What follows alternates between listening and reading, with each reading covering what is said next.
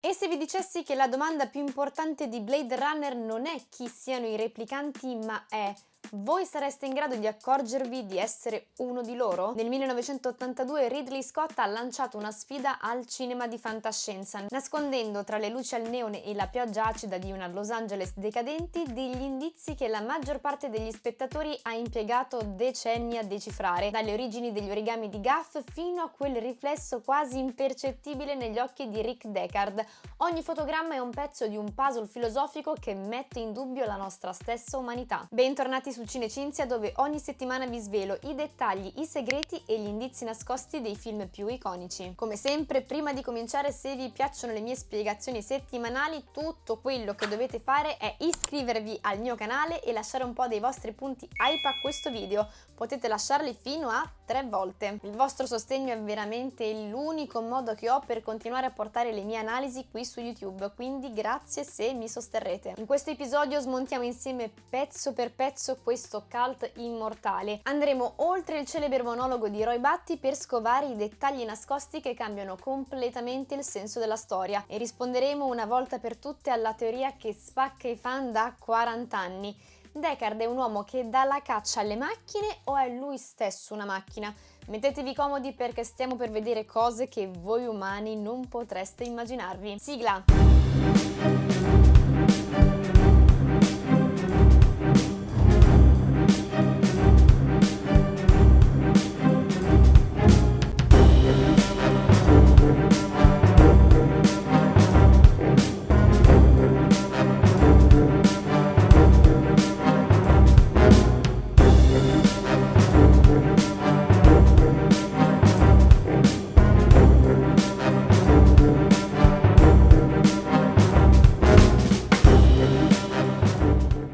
Capitolo 1. Un film noir che ha inventato il futuro. Giugno 1982. Nelle sale americane esce un film che prometteva di essere l'erede di Star Wars, ma che si rivela essere qualcosa di completamente diverso. È cupo e lento, piove sempre, il protagonista non è l'eroe senza macchia che il pubblico si aspettava da Harrison Ford. All'epoca infatti Blade Runner fu un mezzo flop, la critica non lo capì, il pubblico rimase spiazzato da quella fantascienza così sporca. Ma Ridley Scott, reduce dal successo claustrofobico di Alien, non voleva regalarci un'avventura spaziale, voleva costruire un futuro che sembrasse già vecchio, un futuro usato. Oggi guardare Blade Runner è un'esperienza anche un po' inquietante. Se nel 1982 sembrava una visione distopica e lontana, nel 2026 sembra un documentario sul nostro presente. Le multinazionali che governano ogni aspetto della vita, l'inquinamento che ha cancellato il cielo e soprattutto quella solitudine urbana che proviamo pur essendo costantemente connessi. Scott ha inventato l'estetica cyberpunk, quel mix di noir anni 40 e tecnologia decadente che ha influenzato tutto, da Ghost in the Shell a Cyberpunk 2077. Ma non lasciatevi ingannare dalle luci al neon. La vera rivoluzione di Blade Runner non è stata mostrarci come sarebbero stati i computer, ma come saremmo diventati noi davanti a loro. In Blade Runner tutto è vissuto, tutto è logoro, pieno di oggetti riciclati. Le macchine sono rumorose, gli schermi sono analogici e pieni di interferenze, le tastiere sono fisiche e pesanti. È quella che viene definita l'estetica del future noir o del futuro usato. La tecnologia qui non è un'astrazione digitale magica, è qualcosa che puoi toccare, che si rompe, che ha bisogno di manutenzione, ed è proprio per questo che oggi regge meglio di tantissimi film girati in CGI 20 anni dopo, perché i nostri occhi riconoscono la consistenza della materia. Blade Runner non immagina il futuro come una promessa gloriosa, lo immagina come la discarica del nostro presente. È un mondo dove il nuovo viene costruito sopra le macerie del vecchio, creando un groviglio di cavi e neon che sembra respirare insieme alla città. Questa tangibilità ci porta ad una conclusione inevitabile. Se le macchine sono così simili a noi, così sporche, così imperfette e anche così fisiche, dove finisce l'oggetto e dove inizia l'essere vivente? Il film in questo senso potrebbe diventare un incubo psicologico, perché per distinguere un uomo da un pezzo di plastica avremmo bisogno di qualcosa di molto di più profondo di una semplice ispezione visiva. La genialità di Blade Runner risiede nel fatto che, oltre a rivoluzionare l'aspetto del futuro, rivoluziona anche il tipo di storia che decide di raccontare affrontare al suo interno. In un'epoca in cui la fantascienza era spesso legata all'avventura, all'esplorazione e a protagonisti eroici, Ridley Scott prende Harrison Ford, il volto di Han Solo, e lo trasforma in qualcosa di completamente diverso e mai visto. Rick Deckard entra in scena come un uomo stanco, isolato, anche svuotato. Non ha il carisma brillante dell'eroe, non ha entusiasmo, non sembra mosso da una missione più grande di lui. Lui è in pensione. Sembra invece un uomo che torna a fare un lavoro che voleva lasciarsi alle spalle. Per questo Blade Runner si avvicina molto di più, come dicevamo, al noir americano degli anni 40 che alla fantascienza tradizionale. Deckard assomiglia ai detective disillusi dei romanzi hard-boiled, uomini che si muovono in città moralmente corrotte dove la verità è sempre sfocata e nessuno è mai davvero innocente. Il suo impermeabile lungo, gli appartamenti immersi nella penombra, il fumo, i bicchieri di whisky, le luci che tagliano i volti, tutto richiama quel linguaggio visivo. Anche il modo in cui la storia prosegue segue quella logica, non grandi battaglie cosmiche, ma indagini, pedinamenti, interrogatori, piste da seguire. Paradossalmente sono proprio questi aspetti che lo rendevano per gli spettatori dell'epoca un film troppo lento. Pensiamo alla scena in cui Deckard analizza la fotografia con la macchina Esper, è uno dei momenti più emblematici del film. Un detective del passato avrebbe usato una lente di ingrandimento, qui invece si usa una tecnologia avanzatissima per entrare dentro un'immagine e cercare indizi invisibili. È noir puro ma trasportato nel futuro. La tecnologia non sostituisce il genere ma semplicemente lo aggiorna. Anche Rachel viene introdotta con una funzione tipica di questo genere. Quando appare negli uffici della Tyrell Corporation, elegante, controllata, quasi irraggiungibile, sembra la classica figura femminile che destabilizza il protagonista. Ma Blade Runner trasforma anche questo archetipo. Rachel è misteriosa, sì, però è anche un personaggio in crisi identitaria, una donna che scopre che i propri ricordi potrebbero non appartenerle davvero. Il film prende la femme fatale e la riempie di tragedia esistenziale. La città stessa si comporta poi come ogni grande città sempre di questo genere, opprime, confonde, nasconde. Los Angeles è un labirinto verticale dove nessuno guarda davvero nessuno. Le strade brulicano di persone, eppure ogni personaggio importante sembra profondamente solo. Deckard attraversa folle immense come se fosse invisibile, è circondato da vita ma completamente scollegato da essa. Questo cambia anche il senso della caccia ai replicanti. In un altro film sarebbero stati bersagli da eliminare, qui diventano specchi morali. Ogni incontro costringe Deckard a confrontarsi con qualcosa che preferirebbe ignorare. Leon mostra paura, Zora cerca di fuggire, Pris desidera sopravvivere, Roy Batty possiede una lucidità emotiva che molti umani nel film non raggiungono mai. Più Deckard si avvicina loro, più si allontana dalla certezza di essere dalla parte giusta. Per questo Blade Runner resta così potente, ci mette davanti a un uomo che indaga sugli altri e finisce lentamente per indagare su se stesso. E in quel momento la detective story diventa qualcosa di molto più inquietante, una ricerca su cosa significhi davvero essere umani. Anche l'architettura del film racconta il mondo prima ancora dei dialoghi. Ridley Scott guarda chiaramente a Metropolis di Fritz Lang, uno dei grandi modelli del cinema futuristico, e riprende la stessa idea di città divisa in livelli. In alto ci sono i potenti, la Tyrell Corporation domina lo skyline con le sue piramidi gigantesche immerse nella luce, lontane dal caos della strada. Quando Deckard sale negli uffici di Tyrell sembra quasi che entri in un tempio, un luogo separato dal resto del mondo, silenzioso e dorato. In basso invece c'è la massa. Pioggia, fumo, mercati affollati, vicoli sporchi, insegne che lampeggiano senza sosta. È il livello dove si vive, si lavora e si cerca di sopravvivere. In questo modo Blade Runner rende visibile una gerarchia sociale molto semplice. Chi ha il potere guarda la città dall'alto, chi invece non ce l'ha resta schiacciato sotto di essa. E poi c'è la musica di Vangelis, fondamentale quanto le immagini per definire l'identità del film. Blade Runner senza quella colonna sonora sarebbe un'altra esperienza.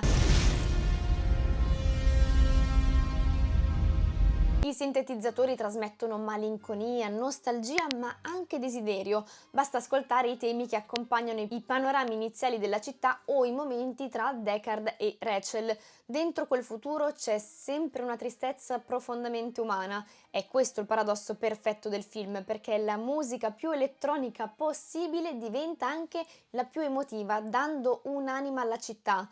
Dietro al film c'è anche un altro nome fondamentale, e cioè Philip K. Dick, autore del romanzo Do Androids Dream of Electric Sheep, da cui il film prende ispirazione. Il titolo originale già contiene una domanda strana. Gli androidi sognano pecore elettriche? Nel libro il mondo è ancora più segnato dal collasso ambientale e, come nel film, il possesso di animali veri è diventato un simbolo di status sociale. L'empatia è il valore centrale, il criterio con cui distinguere l'umano dall'artificiale. Sono temi che il film conserva, anche se in realtà cambia profondamente trama e tono. Nel libro gli esseri umani dimostrano di essere tali nel modo in cui trattano gli animali, che come abbiamo detto sono rarissimi e preziosissimi. Nel film invece questo elemento viene accennato, però resta sullo sfondo. Ridley Scott sposta tutto sull'identità e sulla coscienza. Non si chiede più se qualcuno sia una brava persona, si chiede se una persona sia reale, e quindi non realizza una trasposizione letterale, prende le intuizioni di Philip K. Dick e le trasforma in immagini diventate immortali. Possiamo dire che il romanzo pone la domanda in forma filosofica e il film la rende concreta, e forse è proprio questo il motivo per cui Blade Runner continua a essere così potente dopo oltre 40 anni.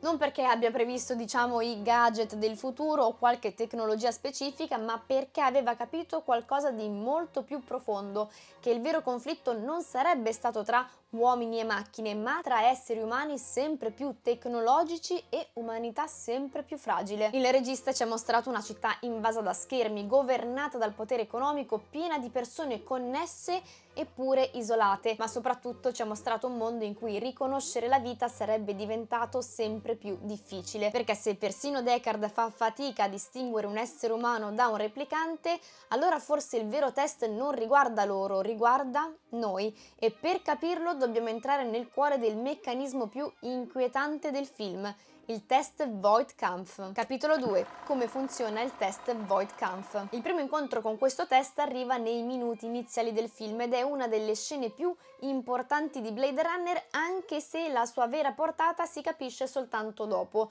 Siamo nell'ufficio della Tyrell Corporation. Leon Kowalski è seduto davanti a Holden, apparentemente calmo, mentre gli vengono rivolte domande sempre più strane. Non gli chiedono dati personali, non gli chiedono di risolvere problemi logici, non vogliono sapere quanto sia intelligente. Gli chiedono come reagirebbe davanti a una testuggine rovesciata sulla schiena o di fronte a situazioni che coinvolgono dolore, vulnerabilità e sofferenza. Il Voight-Kampff nasce per misurare l'empatia. La macchina osserva l'occhio di Leon e registra la dilatazione della pupilla, i tempi di risposta, le micro variazioni del respiro e tutti i segnali involontari del corpo. In un mondo dove i replicanti sono diventati fisicamente indistinguibili dagli esseri umani, il confine non può più essere cercato nell'aspetto esteriore, ma va cercato nella reazione emotiva. La scena cresce lentamente di tensione e quando poi Leon esplode e spara a Holden, il film ci mostra già il primo grande paradosso. La macchina era stata progettata per riconoscere chi fosse pericoloso, ma ciò che emerge è la rabbia di un essere che sa di essere trattato come un oggetto. Il paradosso del test è proprio questo. Gli uomini che comandano il sistema appaiono freddi, burocratici, quasi anestetizzati. Bryant parla dei replicanti come pratiche da chiudere, numeri da eliminare. Tyrell li progetta, li vende, li perfeziona come se fossero prodotti di lusso. Perfino Deckard, almeno all'inizio, accetta di ritirarli con il distacco di chi svolge un mestiere scomodo ma necessario. Dall'altra parte i replicanti sono mossi da impulsi profondamente riconoscibili. Leon custodisce gelosamente le sue fotografie come se in quelle immagini ci fosse la prova della sua esistenza. Pris cerca protezione, contatto, sopravvivenza. Roy Batty insegue il tempo. Questo rovescia completamente la prospettiva iniziale. I replicanti arrivano nel film come minaccia, ma scena dopo scena diventano i personaggi più vulnerabili. Non chiedono nemmeno di dominare il mondo, chiedono ciò che ogni essere vivente desidera: continuare a esistere. È per questo che il Voight-Kampff assume un significato anche a tratti ironico, perché doveva servire a smascherare le macchine, ma finisce per rivelare la disumanizzazione degli esseri umani. Blade Runner ci mostra una società umana che rischia di perdere la propria anima. C'è poi un aspetto ancora più inquietante del test, e cioè che tratta l'empatia come se fosse qualcosa di misurabile al millimetro. La macchina registra ogni micro variazione dei replicanti, in altre parole prende una delle qualità più profonde dell'essere umano e la trasforma in dato biologico, in una sorta di procedura tecnica. È una scelta geniale perché racconta perfettamente il mondo di Blade Runner, una società così fredda da voler quantificare perfino la compassione. Conta moltissimo poi anche il ritmo con cui le domande vengono poste. Holden non lascia tempo a Leon di riflettere, lo incalza, cambia scenario, aumenta la pressione. Il test non sta cercando evidentemente soltanto delle risposte, ma cerca il momento in cui il soggetto cede. Vuole vedere se davanti a uno stimolo improvviso emerge una reazione spontanea oppure una risposta costruita. Il film supera anche una delle domande classiche dell'intelligenza artificiale, quella del test di Turing. Il test di Turing si chiedeva se una macchina potesse sembrare intelligente abbastanza da poter essere scambiata per un essere umano durante una conversazione. Il film cosa fa? Parte da uno scenario ancora più avanzato. I replicanti possono già parlare, ragionare e confondersi tra di noi. Il problema non è l'intelligenza, ma l'emozione. Può qualcosa di artificiale provare empatia autentica? Anche il suono della scena contribuisce a questa tensione. Il rumore ritmico del macchinario, il silenzio dell'ufficio, le pause improvvise tra una domanda e l'altra trasformano il test in qualcosa di claustrofobico, e da questo momento capiamo che nel mondo di Blade Runner la tecnologia serve a costruire sì esseri artificiali, ma serve anche a giudicarli. Il momento in cui il Voight-Kampff smette di essere uno strumento infallibile arriva con Rachel.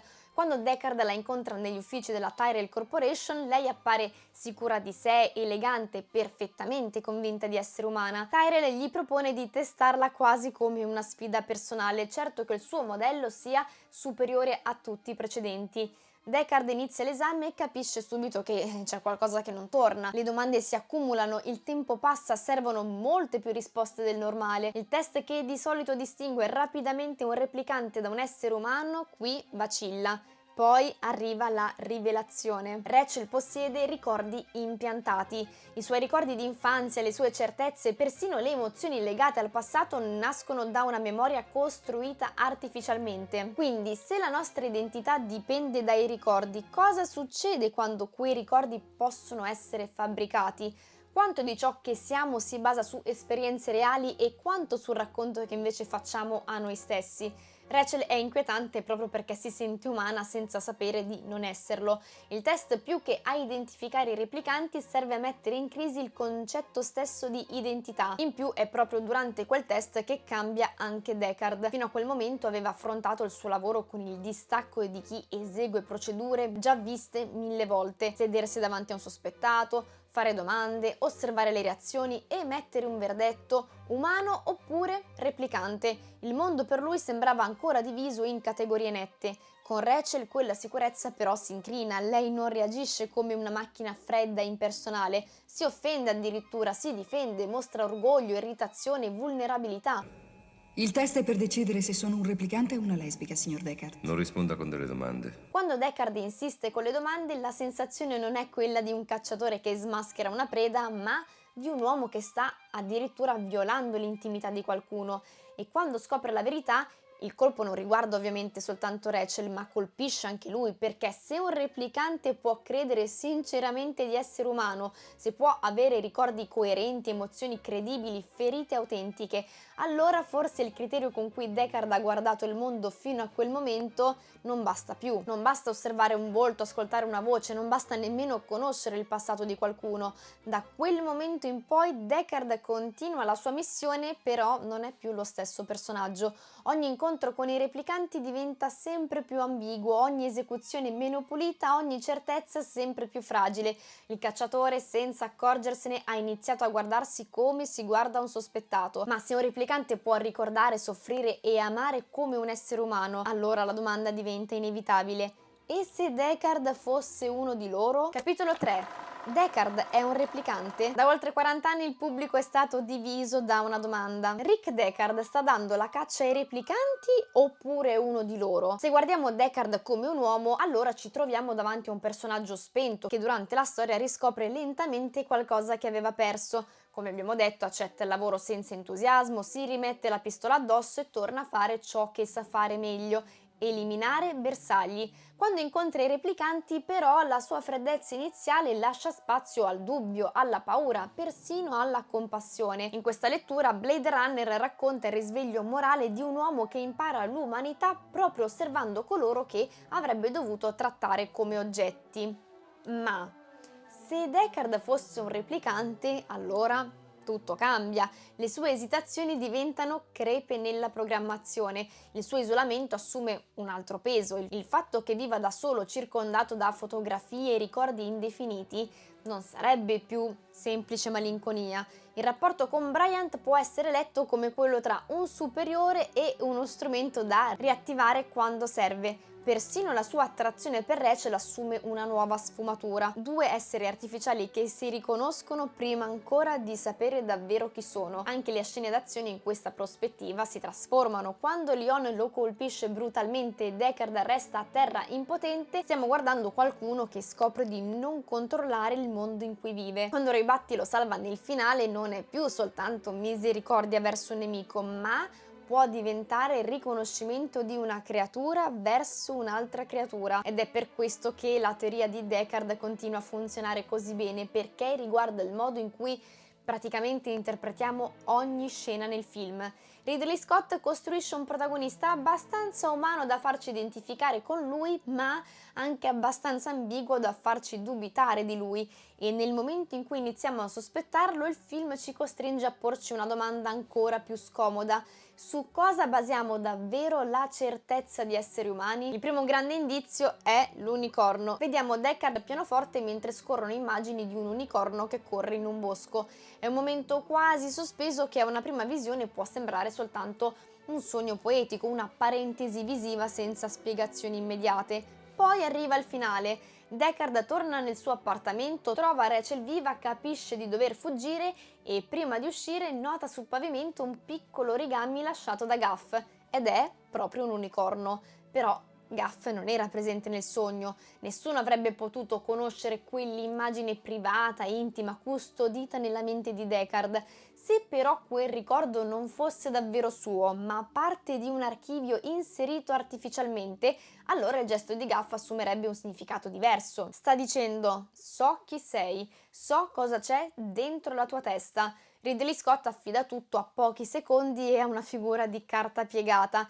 Inoltre l'unicorno, se ci pensate, è il simbolo di qualcosa di raro, quasi impossibile, spesso associato all'illusione e al desiderio. Inserirlo nei sogni di Deckard significa legare la sua identità a qualcosa di meraviglioso, però forse inesistente. Subito dopo l'unicorno, il secondo indizio più importante sono gli occhi. Se ci avete fatto caso, nel film i replicanti vengono spesso associati a un riflesso particolare, una sorta di bagliore rossastro o dorato che appare per un istante nelle pupille quando la luce li colpisce nel modo giusto. Lo vediamo nella civetta della Tyrell Corporation, lo notiamo in Rachel, compare anche in altri momenti chiave come traccia visiva quasi subliminale. E per un istante quello stesso effetto compare anche in Deckard. Accade in questa scena ambientata nel suo appartamento, quando Rachel si trova con lui in penombra. L'inquadratura cambia leggermente e nei suoi occhi appare per un attimo quel riflesso ambiguo che il film collega ai replicanti. È un dettaglio rapidissimo, anche facile da perdere, però diciamocelo,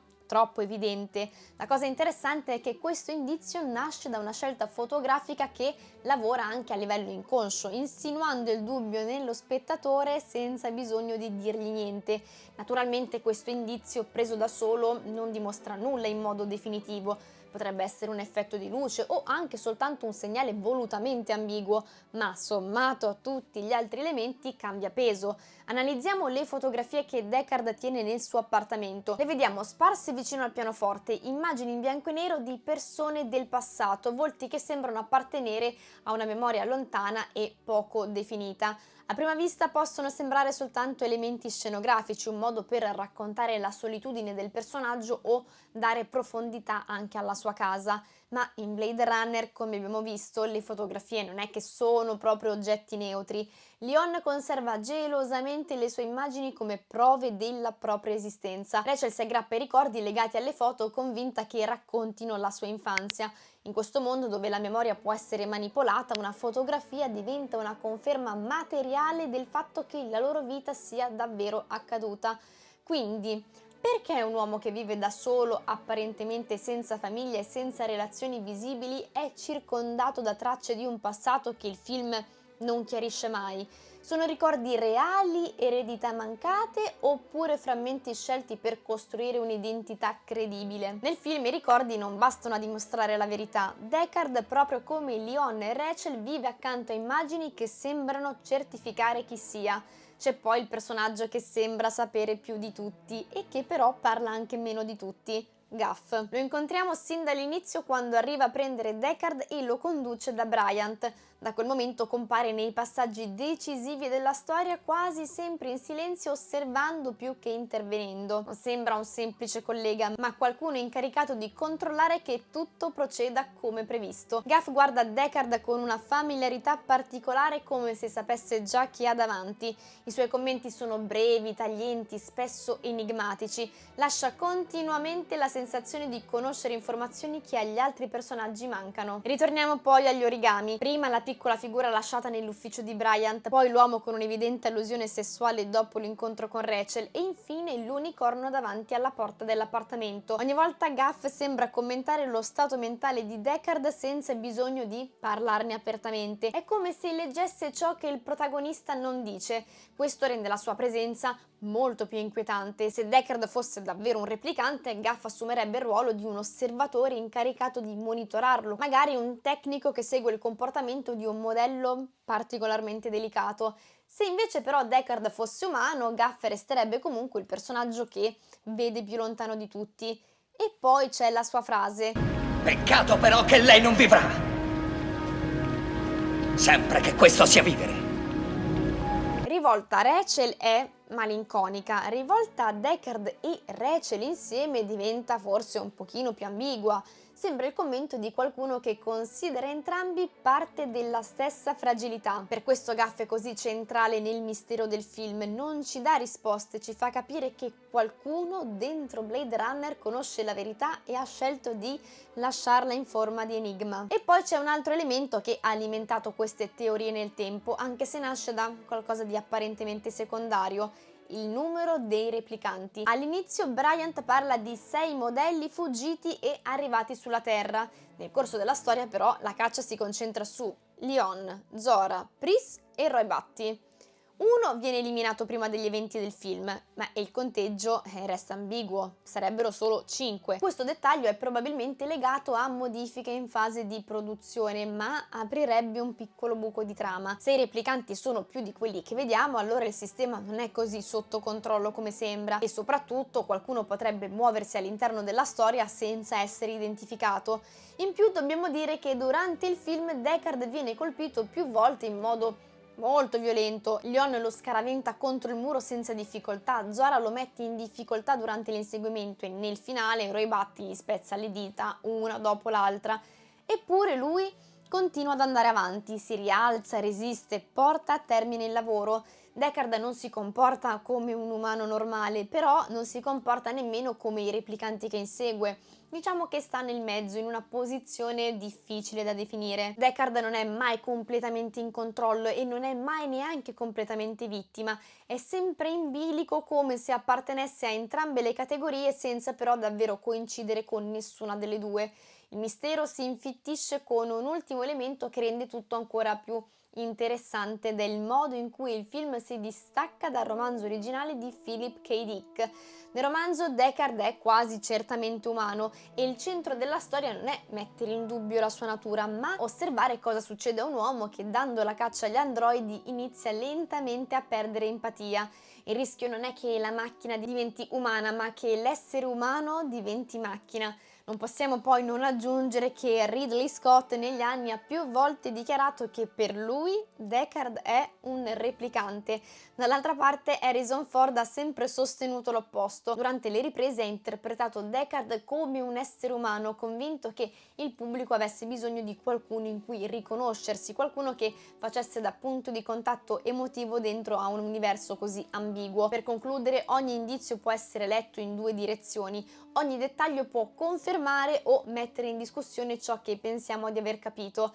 Per me, quel bagliore negli occhi di Deckard dice tutto, quindi io credo che sia un replicante. Capitolo 4. Roy Batty, più umano dell'umano. Roy Batty entra in Blade Runner come la figura più pericolosa, il leader dei replicanti, quello che tutti stanno cercando e che sembra rappresentare la minaccia più grande. Eppure basta pochissimo perché questa percezione inizia a inclinarsi. Non è un personaggio che agisce per distruggere o per dominare, non è che ha un piano di conquista, non vuole prendere il controllo di tutto. Tutto ciò che fa nasce da una necessità molto più semplice e allo stesso tempo anche molto più profonda. Lui vuole vivere. Questa è la prima grande deviazione rispetto a quello che ci aspetteremmo da un antagonista. Roy non è spinto dall'odio, è spinto dal tempo che gli sta scivolando addosso. Ogni sua azione, ogni scelta, ogni incontro è attraversato da questa urgenza silenziosa che lo rende immediatamente diverso da tutti gli altri personaggi. Mentre Deckard all'inizio si muove come qualcuno che ha perso qualsiasi slancio, quasi trascinato dentro una routine che non sente più sua, Roy vive ogni momento con un'intensità che nasce proprio dalla consapevolezza della fine. Il personaggio che dovrebbe essere il più distante da noi diventa quello più facile da comprendere, perché è l'unico che affronta in modo diretto l'aspetto più universale di tutti, la paura di smettere di esistere. È da qui che parte il suo percorso e da qui Blade Runner inizia a ribaltare tutto quello che credevamo di aver capito fino a quel momento. Il momento in cui Roy Batty arriva alla Tyrell Corporation segna un cambio molto netto nel tono del film. Roy entra nello spazio più alto, più luminoso, più distante dalla città e si trova faccia a faccia con chi lo ha creato. Quando lo chiama padre è il riconoscimento di un legame. Roy non è lì per distruggere, almeno all'inizio, fa domande, cerca risposte, prova a capire se esiste un margine, una possibilità di uscire da quel limite che gli è stato imposto. Quello che cerca è semplice e allo stesso tempo impossibile: più vita. Tyrell lo ascolta, lo studia, anche lo ammira a tratti, però non può offrirgli nulla, gli spiega che non esiste una soluzione, che è stato progettato così, che il suo tempo non può essere esteso. A questo punto non c'è più speranza, non c'è più margine di negoziazione, c'è soltanto la presa di coscienza.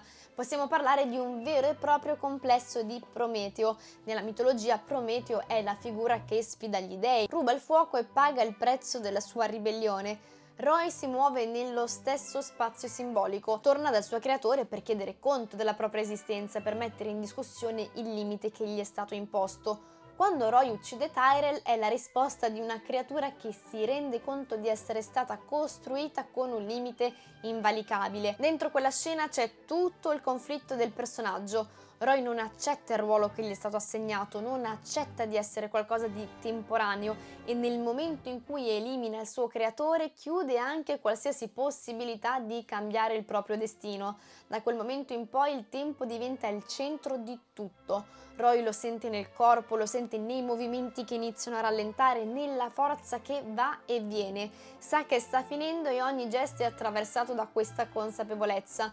Quando Tyrell gli dice che ha brillato più degli altri ma per metà tempo, sta descrivendo esattamente la sua condizione. Roy è stato progettato per essere più intenso, più capace, più lucido ma con una durata limitata. Questa è la sua contraddizione, più vita concentrata però in meno tempo, e questa cosa cambia completamente il modo in cui vive ogni momento.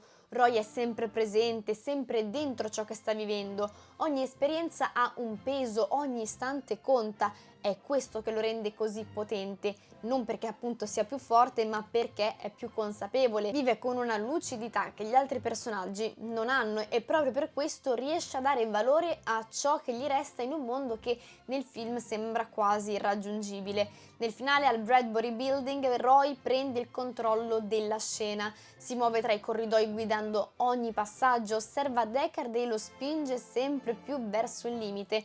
Il ritmo cambia, diventa più lento, più carico, come se ogni secondo pesasse di più. Quando gli parla, quando lo incalza, sta facendo vivere a Deckard la stessa sensazione che lo accompagna da sempre, la paura di perdere tutto. Deckard corre, scivola, si aggrappa fino a restare sospeso nel vuoto senza più forze. In quel momento Roy si ferma, lo guarda, capisce esattamente cosa sta succedendo e interviene, lo afferra e lo tira su. Quel gesto sposta tutto perché dopo aver attraversato violenze, inseguimenti e morte sceglie di salvare una vita. In quell'istante Roy definisce chi è davvero e subito dopo, mentre il corpo cede, arriva uno dei momenti che ci resta più impressi, cioè racconta ciò che ha visto, immagini lontanissime, esperienze che nessun altro potrà mai conoscere. Parla di memoria, di tempo, di cose destinate a scomparire. Sempre in questa scena poi vi siete mai chiesti perché Roy si conficchi un chiodo nella mano? Il gesto del chiodo nella mano ha due livelli, uno immediato e uno simbolico, ed entrambi sono fondamentali. A livello fisico il suo corpo sta cedendo, i replicanti hanno una durata limitata e arrivati alla fine iniziano a perdere controllo muscolare, le mani si irrigidiscono, i movimenti diventano incerti, la forza sparisce a scatti. Quando Roy si conficca il chiodo nel palmo sta provocando un dolore intenso per riattivare il sistema nervoso. È una reazione estrema però coerente perché usa il dolore per restare presente, per guadagnare ancora qualche secondo di controllo sul proprio corpo, ma è il secondo livello che dà davvero peso al gesto. Col chiodo richiama in modo diretto un'immagine che conosciamo tutti, cioè quello della crocifissione. Roy sta vivendo gli ultimi momenti della sua vita e quel gesto lo trasforma in una figura di sacrificio. Il dolore diventa il mezzo attraverso cui resta consapevole, vivo fino all'ultimo istante. In quel momento Roy sta portando il suo corpo al limite per arrivare a dire qualcosa, per lasciare un segno prima che tutto finisca. Non è un atto di violenza su se stesso, è un modo per restare presente abbastanza lungo da compiere la scelta più importante del film: salvare Deckard. Il dialogo finale è il punto in cui Blade Runner chiarisce davvero che cosa intende per umanità. Roy porta l'attenzione su ciò che ha vissuto. Quando cita i bastioni di Orione o i raggi B alle porte di Tannhäuser, sta dando valore a esperienze che esistono solo perché lui le ha vissute. In quel momento l'identità non è più legata al corpo o alla provenienza, ma alla memoria. E qui c'è il passaggio decisivo. Nel mondo di Blade Runner i ricordi dei replicanti vengono trattati come dati, come qualcosa di artificiale inserito per stabilizzare la loro mente. Roy ribalta completamente questa logica invece, non importa da dove arrivino quei ricordi, il fatto che esistano, che siano stati vissuti, che abbiano lasciato un segno, li rende reali. Quando dice che tutti quei momenti andranno perduti, sta parlando della cosa più universale che esista, non della morte in sé, ma della perdita delle esperienze. È questo che dà peso alla vita. In quel momento Roy definisce l'umanità attraverso l'esperienza, non attraverso la nascita, non attraverso la biologia, ma attraverso ciò che una coscienza accumula nel tempo. Lui arriva alla fine del suo tempo con una consapevolezza piena, prende una decisione e compie l'atto più umano che vediamo in tutta la storia. Deckard invece fino a quel momento si è mosso seguendo ordini, eseguendo un compito senza mai davvero metterlo in discussione. L'incontro con Roy lo costringe a cambiare prospettiva. Roy muore dopo aver capito che cosa significhi vivere. Deckard continua semplicemente a esistere. Chi è stato creato per essere una macchina arriva a comprendere il valore della vita più di chi invece è nato umano. Chi dovrebbe rappresentare l'umanità ha bisogno di attraversare quell'esperienza per riconoscerla. L'umanità non è garantita dalla nascita, è qualcosa che si costruisce, si riconosce e che si sceglie. Capitolo 5. I dettagli e gli indizi nascosti. Blade Runner, come abbiamo detto, è un puzzle dove ogni pezzo, anche il più piccolo, dice qualcosa di fondamentale. Se nel capitolo precedente abbiamo visto l'anima di Roy, ora dobbiamo guardare dove poggiano i suoi piedi, in una città che ha dimenticato cosa sia la verità. Ci sono indizi disseminati ovunque, dettagli che passano inosservati alla prima visione ma che cambiano completamente il peso di quello che stiamo guardando. Los Angeles non parla una sola lingua, è un miscuglio continuo, un flusso di suoni dove inglese, giapponese, spagnolo e altre lingue si sovrappongono senza mai fermarsi davvero. Questo caos diventa ancora più evidente nel modo in cui si esprime Gaff, con quel city speak che non dobbiamo capire parola per parola, lo percepiamo ed è sufficiente per farci sentire che l'identità stessa della città è ormai frammentata. Durante una delle sequenze in volo con Deckard, tra i palazzi illuminati e le superfici metalliche c'è un piccolo dettaglio che molti non notano mai. Nello skyline è nascosto un modellino della Millennium Falcon. È un piccolo omaggio a Harrison Ford e a un altro universo cinematografico che ha definito la fantascienza, inserito però dentro un contesto completamente più decadente. Lo stesso vale per le superfici, per i muri, per ciò che resta ai margini dell'inquadratura. Fuori dal laboratorio di Hannibal Chew appare un graffito in giapponese con una frase provocatoria: cinesi buoni, americani cattivi, che racchiude l'idea di un mondo attraversato da tensioni culturali dove le identità non convivono in equilibrio ma si sovrappongono in modo caotico. Quando entriamo nella Tyrell Corporation il linguaggio visivo cambia completamente, la luce diventa calda, lo spazio si apre, tutto sembra più silenzioso, l'ambiente ha una struttura che richiama qualcosa di religioso, quasi sacrale. Tyrell domina dall'alto, isolato, distante, come se non appartenesse allo stesso mondo degli altri personaggi. Poi ci sono dettagli che riguardano direttamente i personaggi. Se osservate bene il corpo di Roy durante lo scontro finale si intravedono dei segni, quasi dei tatuaggi tecnici che ricordano quelli delle macchine o dei componenti industriali. Sono piccoli elementi visivi che sottolineano la sua natura artificiale ma allo stesso tempo entrano in contrasto con ciò che prova e con il modo in cui agisce. E poi ci sono i collegamenti che vanno oltre il film stesso. In una scena di Alien compare una schermata tecnica e quella stessa interfaccia si ritrova in un veicolo in Blade Runner, il che forse potrebbe anche suggerire che queste storie possono esistere nello stesso universo o almeno condividere lo stesso linguaggio tecnologico. E poi ci sono le pubblicità che dominano letteralmente la città. Tra tutte, una delle più riconoscibili è quella della Coca-Cola, un gigantesco schermo luminoso che si accende tra i palazzi perfettamente integrato nello skyline. Anche in un futuro quasi irrespirabile i marchi globali sono ancora lì, più forti di tutto il resto. Accanto a queste immagini compare anche il volto della geisha giapponese che appare sui maxi schermi. Sorride e ripete lo stesso gesto in loop continuo mentre guarda verso il basso, cioè verso la città. È una figura calma, elegante e anche ipnotica, completamente scollegata dal caos che c'è sotto. Quel volto però ci dice moltissimo, parla di globalizzazione, di un mondo in cui le culture si mescolano fino a perdere i propri confini. Parla di pubblicità che non vendono solo prodotti, ma immaginari, identità, modelli e soprattutto crea un contrasto fortissimo. Sopra immagini perfette, pulite, controllate. Sotto una città sporca, sovraffollata e in costante tensione. È molto importante poi anche la partita a scacchi tra Sebastian e Tyrell, che non è affatto casuale perché è basata sulla partita immortale del 1851. Rappresenta la sfida della creatura al suo creatore, Dio, cioè Tyrell in questo caso. Rappresenta la sfida della creatura al suo creatore per ottenere più vita, un tema che abbiamo visto attraversa tutto il film.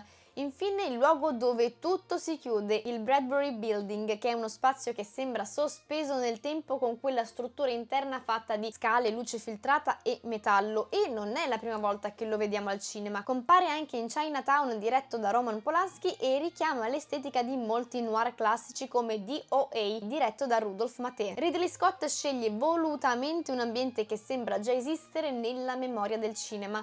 Quel luogo sembra familiare anche quando non lo riconosciamo davvero. E proprio mentre il film costruisce questa atmosfera arriva anche una delle soluzioni produttive più interessanti, perché le immagini del finale alternativo, quelle con i paesaggi aperti e luminosi, non sono state girate per Blade Runner, ma provengono da materiale inutilizzato di The Shining. Capitolo 6. Il futuro siamo noi. Arriviamo alla scena finale. Deckard trova l'origami, guarda Rachel e decide comunque di andare via con lei. Non importa se lei sia una replicante, non importa nemmeno se lo sia lui a questo punto. Guardare Blade Runner oggi significa accorgersi che quel futuro non è rimasto nel 2019, si è ormai spostato, è qui, è nel modo in cui viviamo, nel modo in cui costruiamo la nostra identità, nel modo in cui ci relazioniamo con la tecnologia.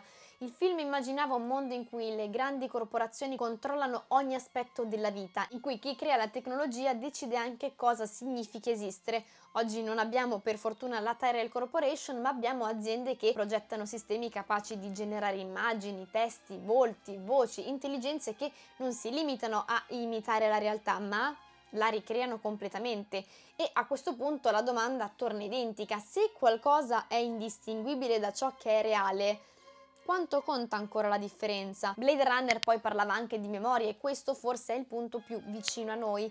I replicanti costruiscono la propria identità su ricordi che non hanno vissuto. Oggi facciamo qualcosa di simile, ma in modo volontario, perché filtriamo, selezioniamo, modifichiamo continuamente il nostro passato attraverso le immagini che condividiamo. Le fotografie non sono più solo ricordi, ma diventano strumenti per costruire una versione di noi stessi, e più quella versione viene accettata, più diventa reale. Anche la città nel film è piena di persone, di luci, di suoni, eppure ogni personaggio importante è solo. Deckard attraversa folle senza entrare davvero in contatto con nessuno. Rachel esiste in uno spazio isolato, separato. Roy cerca disperatamente qualcuno che possa capirlo. È una solitudine che non nasce dall'assenza degli altri, ma dall'impossibilità di creare un legame autentico. È difficile non pensare al nostro presente. Viviamo in città sempre più connesse, sempre più veloci, sempre più piene. Possiamo parlare con chiunque in qualsiasi momento e allo stesso tempo però restare completamente distanti. La connessione non garantisce più la relazione, e questo è esattamente il mondo che Blade Runner aveva immaginato. Alla fine quello che rende il film ancora così potente non è tanto la sua capacità di prevedere la tecnologia, è la sua capacità di capire cosa quella tecnologia avrebbe fatto a noi. Cambia il modo in cui ci percepiamo, il modo in cui ricordiamo, il modo in cui diamo valore alle esperienze, ed è per questo che Blade Runner continua a funzionare, perché non parla di un futuro lontano, ma di un presente che stiamo ancora cercando di capire. Bene ragazzi, siamo arrivati anche alla fine di questo video, io vi ringrazio di cuore e se siete arrivati fino a questo punto fatemelo sapere nei commenti mettendo l'emoticon dell'ombrello sotto la pioggia. Vi aspetto sempre nei commenti per sapere la vostra opinione sul film e non dimenticatevi di iscrivervi al canale perché ogni settimana esce un nuovo video spiegazione. Ci vediamo poi ogni mercoledì a partire dalle 21:30 su Twitch per parlare di tutte le ultime novità dal mondo del cinema e delle serie TV.